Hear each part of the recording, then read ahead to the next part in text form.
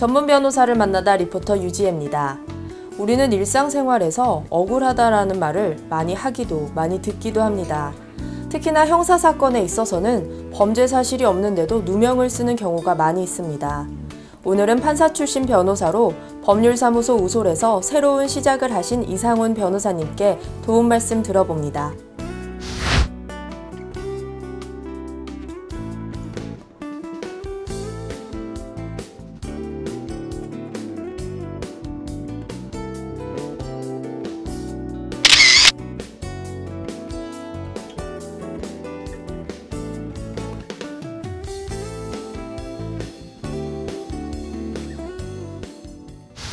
변호사님 반갑습니다. 예, 반갑습니다. 말씀에 앞서 2011년 2월에 개업한 법률사무소 우솔에 대해 소개 말씀 부탁드립니다. 저는 이번에 서울중앙지방법원 형사부 부장판사를 끝으로 법원을 떠나서 후배인 최원영, 류판석 변호사와 함께 법률사무소 우솔이라는 이름으로 새로운 출발을 하게 되었습니다. 무엇이든 처음 시작할 때는 다들 두려움이 있게 마련이지만 후배 변호사들이 저의 다양한 재판 경험과 실무적인 능력을 인정해주고 저와 길을 같이 가고자 기꺼이 동참해 주었습니다. 참으로 고마운 일입니다. 저는 법률사무소 우솔을 통해서 판사 생활하면서 항상 해보고 싶었던 의뢰인의 편에 서는 일을 할 수 있게 되어서 매우 벅차고 기쁩니다.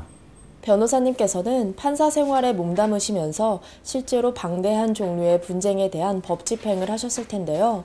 실제 법원의 생활은 매우 바쁘고 고단하다 들었습니다. 판사로서의 생활도 궁금합니다. 예, 법원에서 제가 처리한 사건 하나하나가 저에게는 전부 새로운 사건이었고 판결 역시 한 건 한 건 매우 신중하게 진행했던 기억이 납니다. 왜냐하면 그 재판에 나오는 당사자들은 모두 사활을 걸고 법정에 나오는 것을 알기 때문입니다. 그렇게 많은 사건들을 처리하다 보면은 새로운 분야에 대해서 연구도 하게 되고 또 모르는 것을 아는 그런 지식을 쌓는 즐거움 또한 크지만 한편으로는 올바른 결론을 내려야 한다는 부담감과 염려가 항상 있습니다.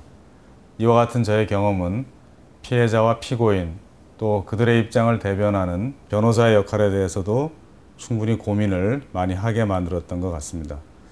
또한 법에 종사하는 법조인으로서 실무적인 자격과 그 정신에 관해서도 많이 배우고 깨닫는 그런 과정이었다고 생각합니다. 네, 재판을 진행하시면서 기억에 남는 판결도 있으실 것 같은데요. 맡으셨던 재판 중에 의미 있는 판결을 한 사건이 있으신가요? 예, 제가 가장 기억에 남는 사건은 작년에 제가 중앙지방법원 형사항소부 부장판사를 할 때 진행했던 PD수첩 광우병 사건입니다.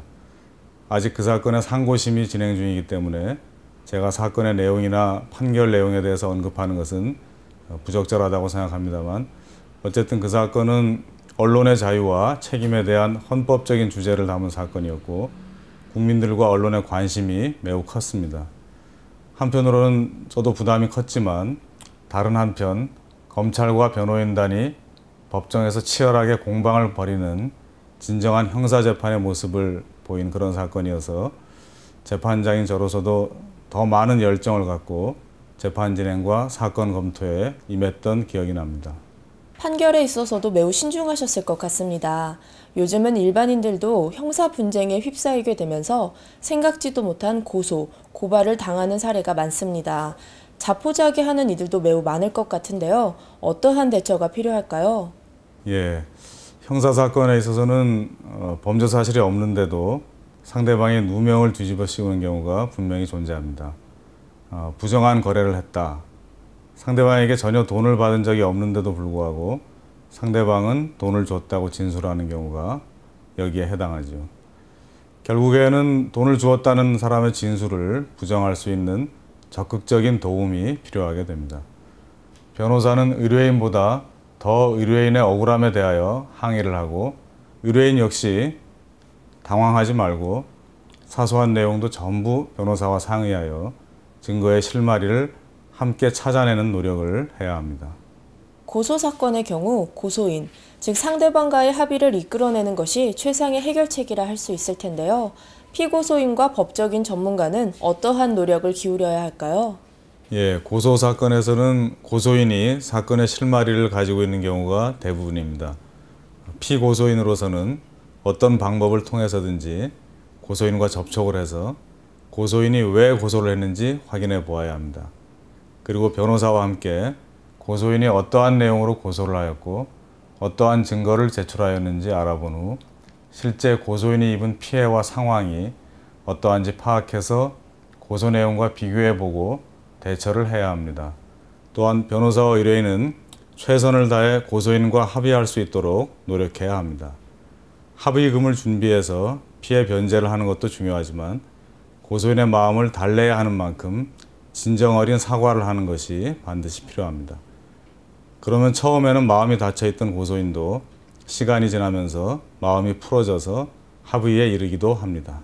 노력을 기울였는데도 불구하고 합의가 되지 못한다면 해결책은 없을까요?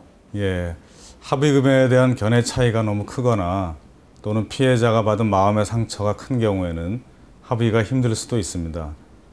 최선을 다해 노력해도 피해자와 합의가 되지 않는 경우에는 법원에 일정 금액을 공탁하고 공탁서를 제출하는 방법이 있습니다.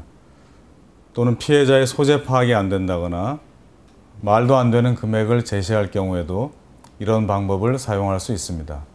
하지만 공탁은 합의보다는 재판 반영률이 낮으므로 변호사는 최선을 다해서 피해자와 합의가 왜 이루어지지 않는지 고민하고 합의할 수 있도록 노력해야 할 것입니다.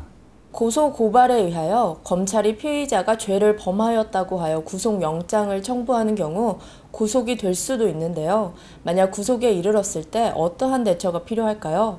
예, 이 경우에는 피의자는 수사 과정에서 변명의 기회를 갖게 되고 구속 여부가 결정되기 전에 판사 앞에서 억울함을 호소할 수 있는 제도가 있습니다.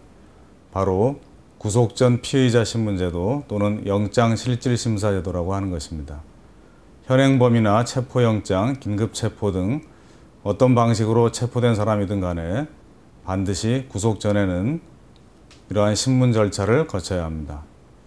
피의자와 변호인은 이 신문 때 수사 기록을 열람 또는 등사할 수는 없지만 가능한 한 많은 자료를 갖추고 효과적인 변론 준비를 해서 피의자가 억울하다는 점, 그리고 도주와 증거인멸의 우려가 없다는 점, 이런 점을 충분히 호소해야 합니다. 그리고 만일 일단 구속이 된다면은 구속적부 심사 청구나 보석 청구 등을 통해서 석방이 되도록 노력할 수가 있습니다. 오늘 말씀을 들어보니 형사 분쟁에 있어서 전문가의 도움과 당사자들의 정확하고 재빠른 행동이 매우 중요할 것 같은 깨달음을 얻었습니다. 법률사무소 우소를 개업하시면서 그 결심도 매우 뜻깊으셨을 것 같은데요. 예, 살다 보면은 많은 사람들이 법적 분쟁에 휘말리게 됩니다. 형사범죄뿐 아니라 가정분쟁, 인간관계에서 발생하는 분쟁이나 부동산 분야, 금융, 조세, 행정소송 등 그 종류가 참으로 다양합니다. 저는 판사 생활 경험을 통해서 변호사에게만 무조건적으로 의지하는 것 같은 그런 의뢰인들을 많이 봤습니다. 하지만 대부분의 경우 좋은 재판 결과를 위해서 만난 이익단체이므로 진정으로 의뢰인의 아픔을 함께하고 의뢰인의 분쟁 이후의 생활에 대해서까지 고민하는 모습은 그리 많이 볼 수 없었던 것 같습니다. 그래서 저는 의뢰인에게 최상의 법률 서비스를 제공하면서 그들이 의지할 수 있는 아빠나 삼촌 같은 그런 든든한 변호사가 되고자 다짐했습니다. 네, 오늘 변호사님과 함께하니 정말 든든한 기분이 듭니다. 마지막으로 한 말씀 부탁드립니다. 모든 분쟁에는 해결책이 있기 마련입니다. 또한 모든 싸움에는 그 원인도 반드시 있는 것이죠. 변호사는 전문가의 눈으로 그 원인을 찾아내고 해결책을 찾아서 분쟁을 해결해 나가는 것을 업무로 합니다. 하지만 그 이전에 그 사건을 나에게 일어난 사건처럼 생각하고 의뢰인의 아픔을 공감할 필요가 있다고 생각합니다. 저는 변호사 생활에 있어서 만나게 되는 의뢰인들을 전부 제 가족과 같이 생각하려고 합니다. 판사 생활을 하면서 공정한 법 집행을 해야만 할 때 마음이 아픈 적이 있었습니다.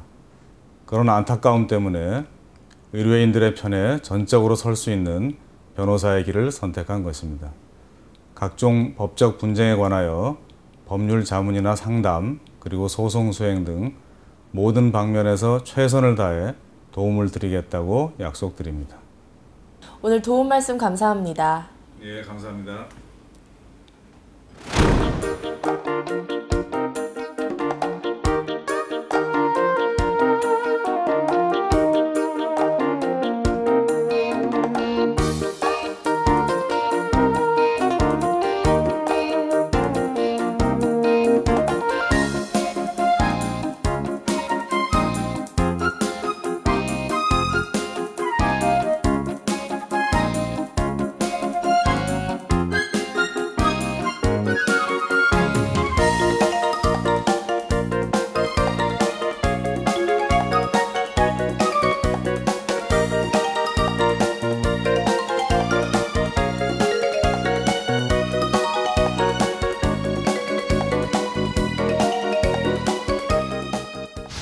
오늘은 이상훈 변호사님을 통해 형사소송과 관련한 다양한 도움 말씀 들어보았습니다.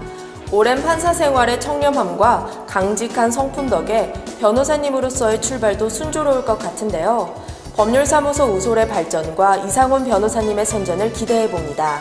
전문 변호사를 만나다 리포터 유지혜였습니다.